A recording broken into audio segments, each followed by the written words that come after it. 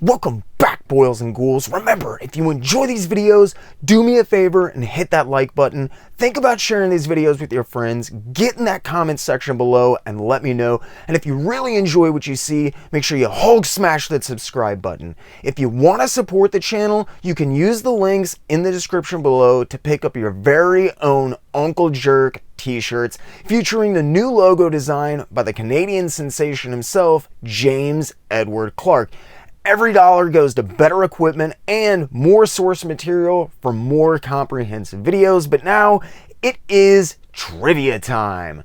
Most Sam Kieth fans are well aware that his earliest published material for Marvel can be found in the form of a pinup on the back cover of the second issue of Freddy Krueger's A Nightmare on Elm Street, a black and white magazine published by the company in November of 1989. It's also common knowledge among fans that, according to Kieth, he quit the title on a recommendation from either Joe Jusko, Peter David, or both, as according to Sam Kieth, they both reportedly warned him that the series was going nowhere and they should be looking for different jobs. The story follows that Sam Kieth left following the publication of the first issue before he could begin any of his interior work on the title in search of better, more stable work, and just in the nick of time as it turned out, as Nightmare on Elm Street was canceled only one issue later. Following Nightmare, Sam Kieth secured work with would-be fellow Nightmare on Elm Street collaborator Peter David in the form of Kieth's landmark fill-in issue on Incredible Hulk 368, which would launch his career into the stratosphere from there over the next few years. While this series of events is well known today, as it turns out this might not be exactly how it all went down. Recently, I was doing some digging on Marvel's line of black and white magazines for a recent episode of Deep Dive, and I happened across an interesting little morsel that turned the narrative and timetable of Sam Kieth's involvement with Freddy Krueger's A Nightmare on Elm Street on its head. In June of 2020, almost 21 years after the pinup's publication and the unceremonious cancellation of the series, I discovered a series of mysterious interior pages from a Sam Kieth story for A Nightmare on Elm Street. There were only 3 of them, and they were all in varying states of completion, but this raised some serious questions about the narrative that I had come to believe about the series. Unfortunately, the only place I could find them were as part of a poorly created collage image that squashed all 3 pages and the original art for the pinup into one tiny JPEG. While I was initially unsuccessful in discovering the image's origin, upon closer inspection, with this new information in mind, there were other clues hidden in the original art for Kieth's back cover pinup illustration that I had never put together. The thing was, none of it added up with what I thought I knew about this series or what Kieth had done or was supposed to do for the series according to all accounts. With everything I thought I knew about Sam Kieth's work on the series turned upside down, and little clue where the enigmatic image of the internal pages originated from, I was determined to get to the bottom of whatever was going on. This was Sam Kieth's earliest Marvel work, an extremely pivotal point in his career. I thought I had discovered all there was to know about Freddy Krueger's A Nightmare on Elm Street. Turns out I was dead wrong. Join me tonight as we take a trip down the darker, more forgotten alleyways of Marvel's dying, seedy black and white magazine line, which by the time our tale begins in 1989 was breathing its last breath, to unravel the mystery of Sam Kieth's lost Freddy Krueger story and a tantalizing tidbit of tawdry trivia that I like to call Kieth's Missing Krueger.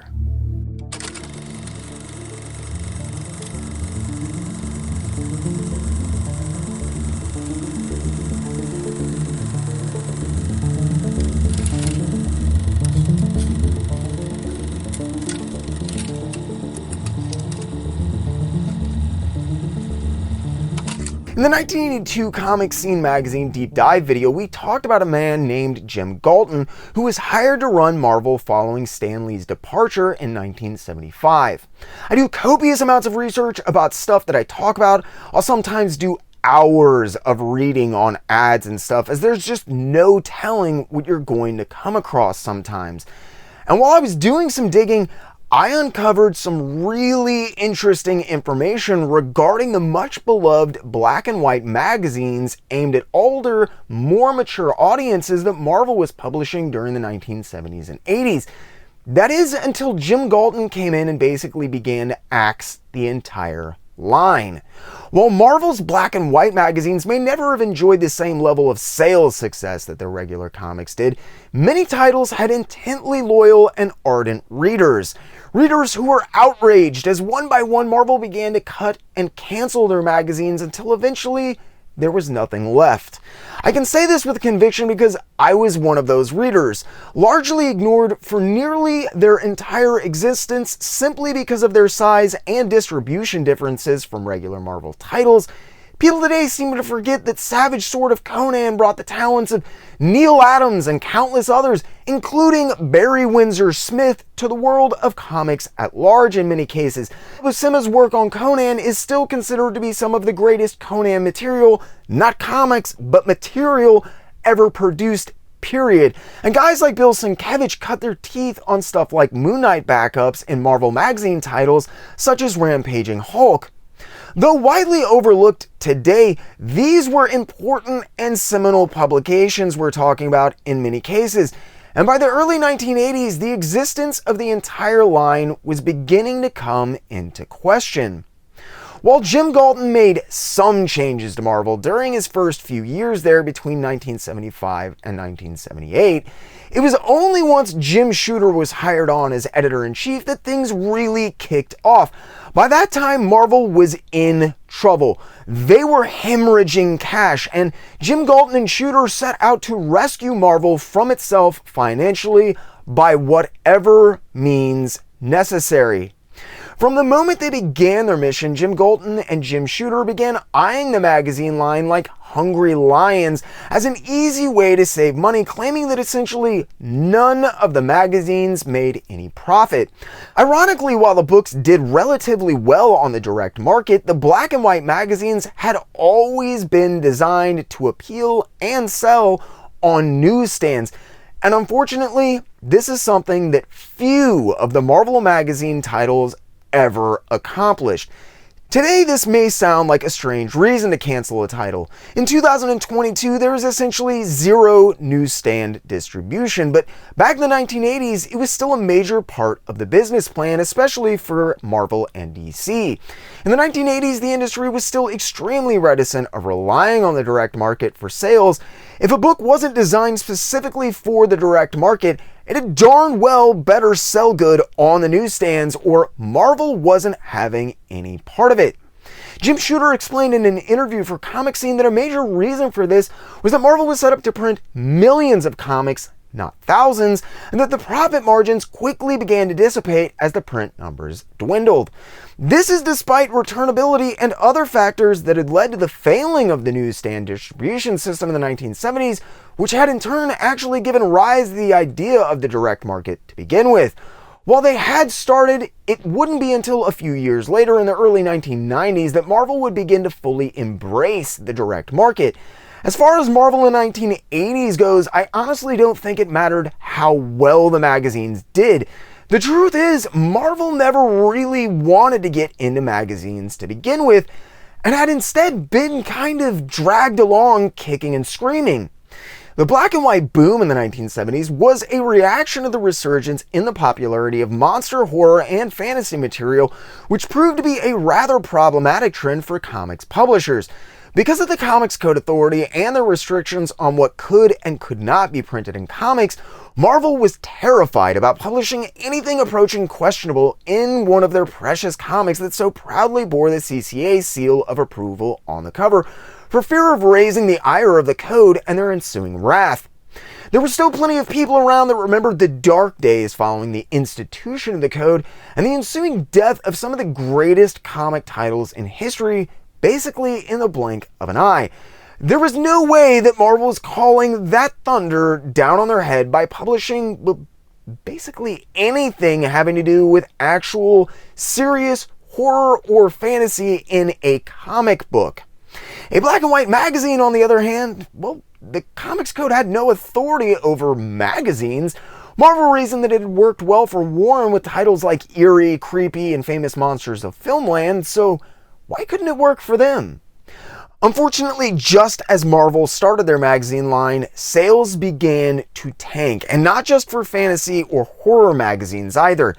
Sales were down across the board for the entire industry. It seemed like no genre, title, or character was safe, and this was just as Marvel began to introduce these magazines which featured more adult and, in many cases, more sophisticated stories than those found in other monthly superhero fodder of the time. While these stories were arguably better because of the more mature, sophisticated content, the prospective audience was decidedly smaller. The only thing that prevented Marvel's magazine line from folding almost immediately was that ingeniously the magazines had been designed with these limited prospective numbers in mind. For many, many years, and we hit on this in the heavy metal article in Comic Scene not too long ago, but for many years, color separation was one of the most expensive and time-consuming elements of creating a comic book. With the magazine's interiors being black and white, though, there was no need for color separation on anything but the cover, thereby eliminating one of the major costs associated with creating a book at the time. This simple bit of forethought allowed many of Marvel's magazine titles to drop well below sales figures that would have sealed the fate of any regular color book. Unfortunately, despite the ingenuity of the money-saving methods employed to create the magazines, the industry-wide downtrend in sales continued to worsen, and by the early 1980s, the comic industry was in an absolute frenzy. There were a lot of people in very prominent positions, I might add, who were legitimately afraid that the comic industry might not survive the decade and began to outright panic. As things got worse and worse, companies such as Marvel started bringing in hired goons like Jim Shooter to fiscally hammer things back into place enough to allow them to limp through the plummeting downward trend in sales that were projected to continue indefinitely. And as I mentioned before, this was to be done by any means necessary. Marvel editor-in-chief Jim Shooter and president Jim Galton both felt that the magazine line was a failure in every sense of the word, and had been eliminating titles left and right since they started their two-man Wrecking Crew routine in 1978. By 1989, just as titles which had been in the works for months, sometimes years, were finally seeing the light of day, they were getting canceled almost as quickly as they were getting released. As most of the Marvel magazine line went the way of the dinosaur during the 1980s, there was something else happening with popular culture that would play a pivotal part in our story tonight happening as well. By this point, people's interest had moved on from classic monster and horror films in search of something new. In fact, many of the same people who had grown up watching those movies were by then beginning to make their own films and carving out a niche for themselves in the increasingly popular slasher film genre, which was sweeping the nation during the 1980s. With the rise of the slasher film came the massive popularity that surrounded the central characters of these films.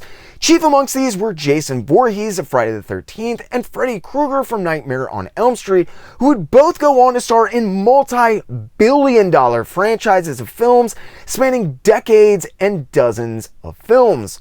While Voorhees was a mute wearing a mask and didn't have much of a personality to market, Freddy Krueger was just the opposite. He was instantly recognizable, and most importantly, Krueger talked in his films. A lot. He was well known for his witty quips and delightfully EC-centric one-liners, which he delivered before many of his most famous on-screen kills. Nightmare on Elm Street was kind of a perfect storm, and as it turned out, actor Robert Englund was a natural when it came to dealing with the press. He really embraced the popularity of the character, making innumerable appearances in and out of character to promote the numerous films, as well as who the character and the man behind the burns was. Robert Englund appeared on television shows, hosted horror video compilations, attended cons at the growing convention circuit, and by the mid-1980s, Freddy Krueger was everywhere. As Freddy Krueger's popularity continued to rise, his face started popping up on everything you can think of, And he was not alone. Licensing deals were everywhere, and there was something of a feeding frenzy as other companies tried to cash in on the growing popularity of the characters from this new genre of film that they were almost completely unaware of and most certainly did not understand. There were toys, shirts, costumes. If there was a popular or even a cult horror film from the 1980s, there was probably at least a one-shot comic published by someone at some point about it. It seemed like there was money everywhere, and everyone wanted a piece of the action. Unfortunately, it didn't always play out the way that they planned. The best example I can think of is probably the Mass FX toy line. While it was a rather ingenious idea, they made the mistake of licensing Freddy Krueger's likeness for a line of children's toys, and not only did it land the manufacturers in hot water, it legitimately killed the entire Max FX line single-handedly. If you want to learn more about that, Toy Galaxy did a really good piece about the Max FX line, and I'll make sure to stick a link to that in the description below. My point is that while there was a lot of money and a lot of popularity that followed Freddy Krueger, there was also the very real potential for things to go very, very wrong for everyone involved. The comics industry, though, has never been what I would call extremely aware of the world around them, however. If I were to guess, Marvel probably didn't know much more about A Nightmare on Elm Street than the fact that Freddy Krueger was a super popular character in a series of films, and he was making a lot of money for a lot of other people. I think about the only other thing that they knew was that they wanted some of that sweet, sweet licensing money. While film adaptations historically were pretty unpredictable for Marvel, they had hit it big with Star Wars a few years prior, the series running in comic form from 1977 until only 3 years before the story takes place in 1986. The success of the collected trade paperback edition of Empire Strikes Back in particular had actually enticed Marvel to begin actively developing an entire wing of publication dedicated to books outside of floppy comics. Because of this, as well as books, Marvel had aggressively begun to license films as early as 1982, and as a result, they were always on the lookout for new licensing acquisitions that might prove to be lucrative. While they likely weren't aware of the full extent of the potential fallout that could result from marketing an R-rated horror character to what the general public perceived as children, Marvel put a mature reader's warning on the cover of the book, as they did with many of their magazines, and set to work on what would become Freddy Krueger's A Nightmare on Elm Street. Like a lot of comics fans, horror fans are rabid and seriously dedicated when it comes to stuff like merchandise and collectibles, but especially about chronicling the history of their favorite creations, making sure the information is preserved and presented to future generations of fans that they believe will inevitably come along. Thankfully, these same dedicated fans have tracked and transcribed every little bit of information that they could gather about the Nightmare on Elm Street magazine simply because of its attachment to the film franchise. In doing so, they laid a wonderfully woeful roadmap which paints a vivid tapestry of shattered possibilities and errantly discarded material bred of a confused and chaotic behind-the-scenes life for Freddy Krueger's Nightmare on Elm Street. Apparently, just as Joe Jusko and Peter David would have had Sam Kieth believe, the title was a rather rocky proposition from the onset and wrought with problems. The initial artist, Rich Buckler, left the series after only 23 pages of work due to what Steve Gerber would later refer to as, quote, editorial and or financial issues. But Buckler's departure was just the beginning. It doesn't really seem like anyone really knew what was going on, and on top of it all, the series struggled to find a readership from the very beginning. As I mentioned before, Marvel was still extremely reticent of the direct market at this point in 1989, and while the series did fairly well there, it did little to excite or interest readers on newsstands, which is where its intended audience was unfortunately located. As I've mentioned, both editor-in-chief Jim Shooter and president of Marvel Jim Galton had been eyeing the magazine line as an easy way to save money since they started their Goon Squad routine a decade before in 1978. Despite lackluster newsstand sales and the fact that the Marvel magazine line was quickly becoming extinct all around it, Nightmare was pressing on full steam ahead with plans that appear to have extended well past the 6th issue. This points to healthy expectations for the series from Marvel and their editorial staff, despite the struggles of the magazine line and the initially underwhelming sales numbers for the series itself. What changed and so quickly, we will likely never fully know, but while only 2 issues would ever see print, we do know a great deal about what would have happened with the series. When I was working on the Sam Kieth video, I found a few quotes where Sam Kieth alluded to the fact that both Peter David and Joe Jusko had warned him the series was going nowhere fast and that he should hightail it while he could. Kieth, however, is well known for his hyperbole and doesn't always remember things quite the way that they happen, so I always look for as many sources as possible. As Kieth recalls and has repeated many times in different interviews, he, quote, tricked the editors into thinking that he could draw Freddy Krueger with the famous pinup from the back cover of issue 2, which apparently landed him the job. Fearing that they would quickly discover that the illustration had taken him considerably longer than he claimed, as well as mindful of the warnings from his workmates, the most often repeated version of the story says that in the end, Sam Kieth was won over by the words of Peter David, with whom he was going to be working with starting in issue 6 of Freddy Krueger's A Nightmare on Elm Street, for which he was going to be doing interiors. Rather than be found out, Sam Kieth chose to depart the series before the publication of issue 1, leaving only the uncolored pinup, which he'd used to get his job, behind. When the series was canceled, cutting all the corners that they could, Marvel then utilized Sam Kieth's pinup as the back cover for the final issue, rather than paying for any new material. Following Sam Kieth's departure from Nightmare, Peter David subsequently offered him the Incredible Hulk 368 fill-in issue as a way of trying to help out the struggling young artist who'd quit his sole means of employment on his recommendation. That issue of the Hulk was the beginning of Kieth's tremendous rise to fame, and the rest, as they say, is history. Although I say if you really want to learn about that history, make sure you check out part 1 of my Sam Kieth video. It was only following this issue of the Hulk that there is any kind of real coverage about Sam Kieth and his career, and even then, interviews are scarce and difficult to come by. In the few interviews that he is asked about Nightmare, while Sam Kieth never explicitly states as much, it has always been heavily implied that his work with Peter David, by all accounts beginning in issue 6, would have been Sam Kieth's first contribution to the magazine aside from the pinup. However, I recently came across an interesting post by the current owner of the original art for that pinup, which rewrites Sam Kieth's intended involvement with the series almost completely. While a highly desirable piece to Kieth fans, the Freddy Krueger pinup was done at an extremely early point in Kieth's career, and there's no telling what happened in the original. I don't think he ever sold it because, according to the post by the current owner, he had been after it for years, and the art had disappeared so long ago that it was assumed lost.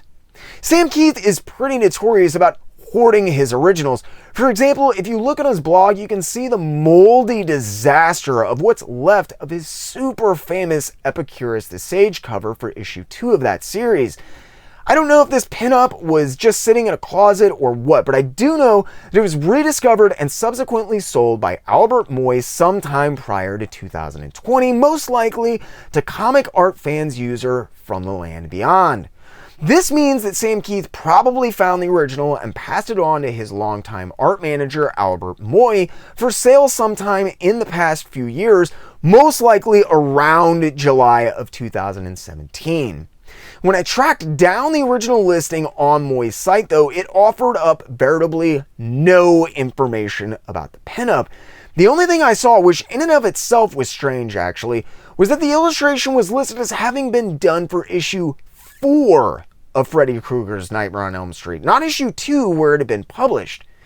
Seeing as Moy had been Kieth's art rep for years, it seemed weird he would make such a mistake, but given the sparse amount of information provided for the piece and the listing, I just kind of wrote it off and set about finding the current owner of the piece, hoping they had some sort of online presence. Comic art fans user from the land beyond, who as I mentioned had been seeking out the piece for a number of years and was obviously pretty elated and excited to share the piece when he did finally manage to purchase it, had indeed put up a post about it. His description was much better than Moy's, and then, as I was gleaning over it for any little details I could manage to pick out, to my astonishment, right there next to the pinup in that same low-resolution thumbnail were the 3 pages of Sam Kieth's interior art for Nightmare on Elm Street, which, by all accounts, should not exist. Thinking I finally managed to track down someone who had to know the history and what was up with these pages, I was freaking out.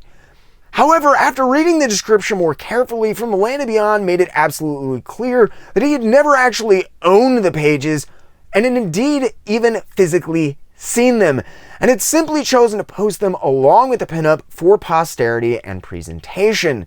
He made no mention of where he saw the images of Sam Kieth's interiors, and he offered up no explanation of their existence.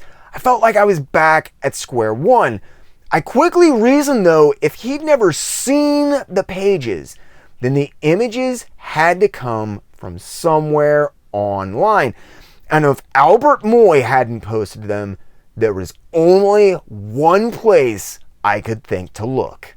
While he is a notoriously reclusive guy, Sam Kieth's been an extremely active blogger for nigh on a decade now.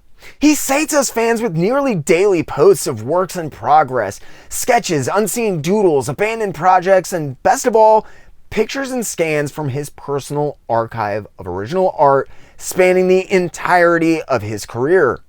Kieth has managed to hold on to an astonishing amount of his original work, and his blog is a veritable treasure trove of undiscovered, unpublished, and unfinished masterpieces. The only problem is it's completely disorganized. Finding anything among the tangled labyrinth of daily posts with the rudimentary blogger search engine is almost more infuriating than anything else. After digging back some 3 years, though, I hit pay dirt. On July 17th of 2017, I would guess sometime around when the original Freddy Krueger pinup was found, Sam Kieth also shared the very same image of those 3 interior pages. Finally, I'd found the source of the image.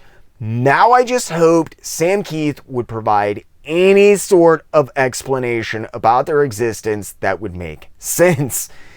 In fact, all that remained of the 3 interior pages were Xerox copies, which Sam Kieth had crudely photoshopped together into a fairly low-resolution collage and shared on his blog with the usual minimal amount of fanfare or background information. In the minuscule 4-sentence description that Sam Kieth offered up, he says, quote, "Many years ago, I did a back cover for the first issue of Marvel's Nightmare on Elm black and white magazine. Peter David wrote a short story that I drew for issue 2, but the book was canceled, and you can see where I stopped inking the story once I was told. I don't even remember what happened to the original art. These crude photocopies I made are all that remains of this aborted project." Now, while obviously Sam Kieth has to have his numbers muddled somewhere, there's an important bit there. Either everyone, including Peter David, who has said his work was set to begin appearing in issue 6, has it wrong. Kieth was working on a short story by Peter David set to begin in the 3rd issue, or the story he was working on wasn't by Peter David at all, but Steve Gerber instead. As the original art is lost, with these rough Xeroxes being the only proof of their existence that still remains, and Kieth's recollection being hazy at best all these years later, I'm not sure we'll ever know the full truth of where the story was going to show up or even who wrote it.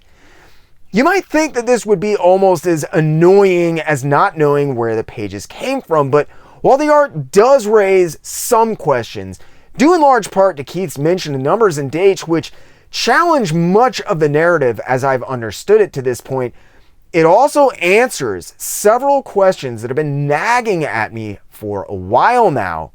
Peter David's material wasn't set to start until issue 6, according to both him and Steve Gerber, and writer Buzz Dixon was set to write issues 3 and 4. This begins to raise all types of questions about where this material was originally intended to see print, and reveals just how hectic and chaotic things really were behind the scenes, explaining my initial and continued confusion on this title.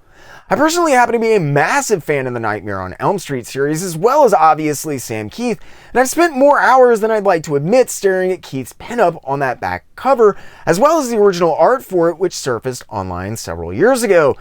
But I never really looked too close at the margins. It's hard to pay attention to tiny lettering next to such an amazing piece.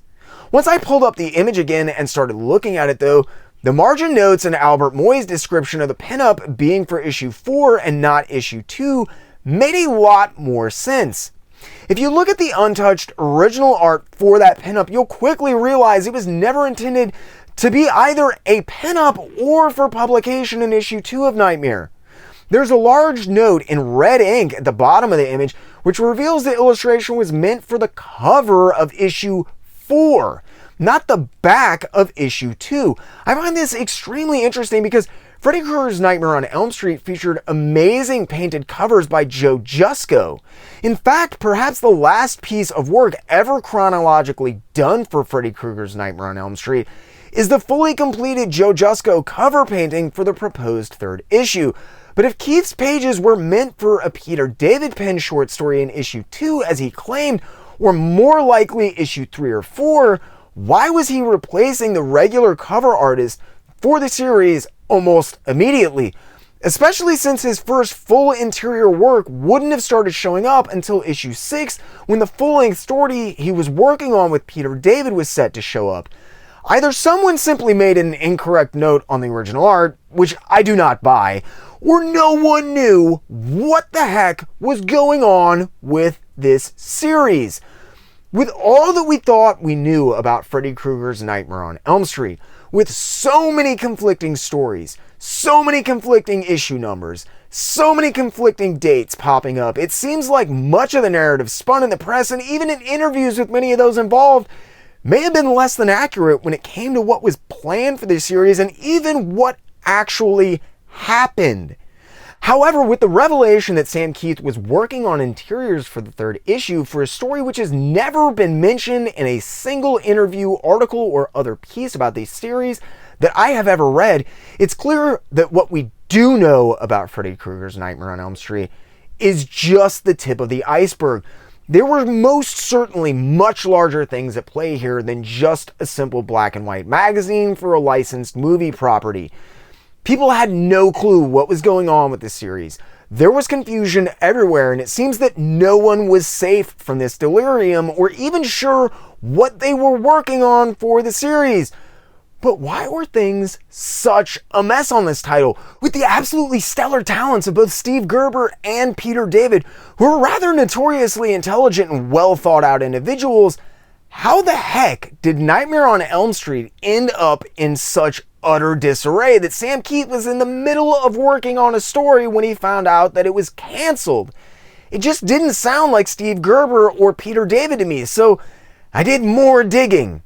After sifting through a host of material, it turns out there's probably a pretty good reason things don't quite add up here. And as often the case with Steve Gerber, unfortunately, the trail leads directly to interference from the top of the food chain at Marvel. During their heyday and the height of their popularity in the 1980s, slasher films were something new and different, and they made a lot of people a lot of money. This, however, was because no one really knew what to do about them at first. There had never really been anything like them in the mainstream cinema at the time, and people just didn't know what to make of the situation at first.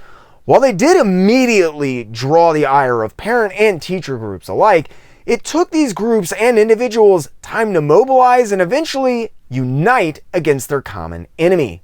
By 1989, though, they were in full effect, and they were out for blood when it came to the kid-friendly faces of lovable, wisecracking mass murderers like Freddy Krueger, who they saw being marketed to children on everything from clothes and toys to comic books.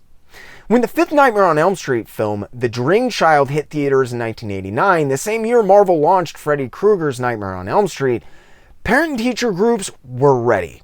Together, they mobbed the theaters and picketed the film, drawing national attention and garnering headlines across the US in the process. Overnight, toys like the Max FX line were disappearing and costing companies boatloads of cash, and invested time and money in marketing and production, and sometimes even more in bad press. Suddenly, many of the companies that have been raking money in hand over fist marketing plastic Freddy Krueger gloves to kids were in hot water and found themselves plastered all over the front page of the papers and facing the wrath of perturbed parents across the country who hadn't paid a lick of attention that they were buying toy gloves with razor blades for fingers, or seemed to notice that the video cassettes that they were renting for their kids were rated R somehow. Unable to face the fact that they were simply asleep at the wheel and paying zero attention to what their children were interested in, consuming, or better yet, what they were buying them, parents lashed out, and an ever-increasing number of companies responsible for handling many of the most prominent licenses from the 1980s slasher film genre, Nightmare on Elm Street included. Still dealing with the Comics Code Authority to effectively approve their entire line's distribution and terrified that they would once again draw bad press and unwanted attention, it seems Marvel got wind of this outrage and simply was not taking any chances. I'd long suspected there had to be something serious going on, some sort of call from up on high, because Marvel had a decent amount of money tied up in the series for sure. They'd paid for the cover to the next issue. Writers were already done with stories up to the 6th issue. Kieth's illustration was going to serve as the cover for issue 4, and he'd already begun work on his illustrations for the interiors on what I believe is a story for either the 3rd or the 4th issue as well. Marvel was doing better financially by 1989, but they were still looking to cut all the corners that they could, and this kind of wanton waste was completely out of character for them at this point. But if it wasn't Galton and Shooter that canned Nightmare, who was it then? Jim Galton was the one I had always heard pulled the plug on Nightmare on Elm Street, most likely due to the Max FX toy debacle and or a New York Times interview with George Perez where he derogatorily referred to Marvel's publication of objectionable material, indirectly alluding to Freddy Krueger in the process. Mind you, Perez alluded to Krueger. He did not call him out, and Marvel had at least been aware enough of the contents of the magazine to have put a mature reader's warning right on the cover from the start. The fact Freddy Krueger's Nightmare on Elm Street was doing well, and Marvel had already paid for material up to and including the 6th issue at least, including the fully completed Joe Jusko cover for issue 3 that was simply waiting for lettering, means that whatever the reason or the reasons for the title's demise, it or they were definitely last minute. However, while Jim Galton is many things, paying for material he did not have full faith would see publication seemed entirely out of character. He was a very bottom dollar kind of guy, and both Galton and Jim Shooter were obviously at least somewhat aware of the potentially inflammatory contents of the magazine and had taken preemptive measures to make sure the magazine did not fall into the hands of unsuspecting children who saw the familiar Marvel logo. Taking into account the fact that both Shooter and Galton had low opinions of the magazine line to begin with, the fact that Jim Galton still okayed the series, and the level of forethought that he'd shown about Nightmare on Elm Street, this all but rules Jim Galton out as the man behind the smoking gun for me. And as it turns out, I'm probably right. Editor Tom DeFalco has long insisted that it was indeed Jim Galton who canceled the series, saying it was because he was a man of principle who didn't care if the series was making money or not, and felt that Marvel should not be putting out stuff like Nightmare on Elm Street.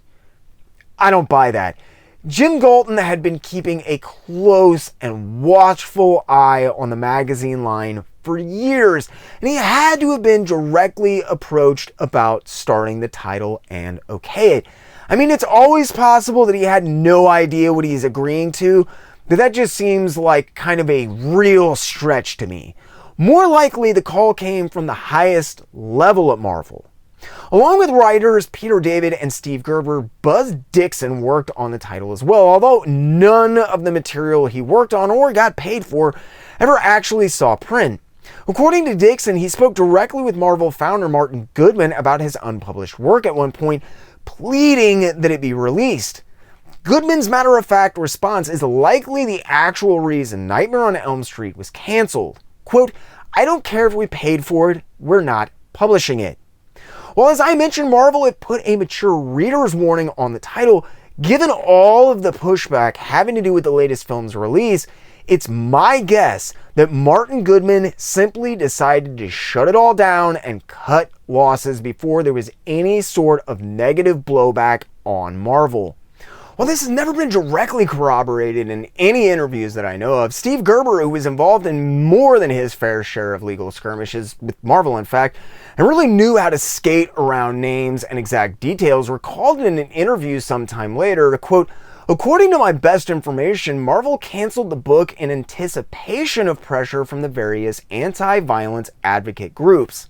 A few weeks prior to the release of the first Nightmare, there had been an article published in the New York Times decrying the level of violence in comic books.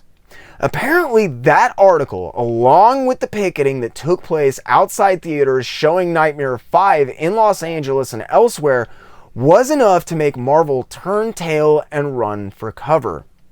While Gerber never calls anyone out by name or even really mentions exact details, this statement does go a long way in backing up my belief that Martin Goodman decided that it didn't matter what Jim Shooter or Jim Galton thought. Freddy Krueger was getting too hot to handle, and they were done with him. End of sentence, and that was that. Artists literally dropped their pens and pencils in the middle of work, as well evidenced by Kieth's unfinished pages and his statement. Writers shelved their planned stories and quickly moved on to other books, some of them, like Peter David, even carrying fellow Nightmare alumni along with them to those newly appointed and often much more prominent positions. Like a dream, Freddy Krueger's Nightmare on Elm Street began to quickly fade from most people's minds, even those involved with the project, and the details of the series dissolved into fairy tales and half-remembered 20-year-old conversations. For some of us, though, the series became an almost seemingly never-ending treasure trove of untapped potential and equally interesting tales of behind-the-scenes squabbling and confusion on a scale that rarely actually manages to produce a book. Despite its confusing history and the fact that Freddy Krueger's Nightmare on Elm Street only saw 2 issues ever published, I'm not alone in loving this series, and if you look around online enough, you'll still find artifacts and remnants of those unreleased issues to this day.